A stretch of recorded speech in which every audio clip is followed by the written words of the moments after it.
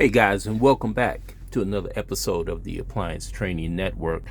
What are you going to need to do refrigeration work? Well, that's something that I hear a lot.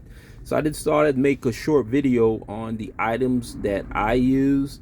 And this is not the complete inventory, but I'll make another video as we go along. And I get the recovery system to go along with this stuff. Okay, this is a leak detector, electronic leak detector. It works good. You're gonna have to be able to snoop that gas when it's leaking out of the system. And this is called a bullet piercing valve. Now, I do not recommend these valves to as far as using as a permanent access on the suction or the discharge line. What I do is I sweat in a fitting.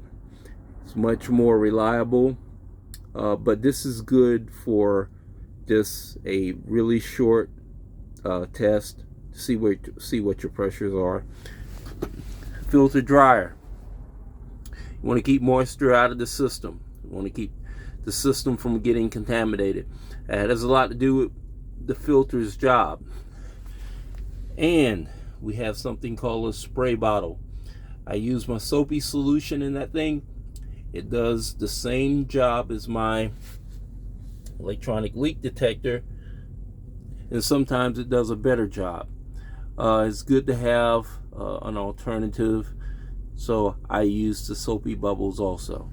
Here's something called a Bernzomatic Advanced Performance Torch Kit, and that's for making your soldering joints or your brazing, that type of thing. You're gonna need a vacuum pump. Here's mine. It's very basics. It's got one of a small one, and like I said, you're also going to need a recovery system. We'll make another video once I have that. You're gonna have to be able to recover that refrigerant, the 134A, 22, 410. For most of your refrigerants, you're going to need to be able to recover that stuff. So you need a good recovery unit. Thanks for tuning in, and we'll see you on the next one.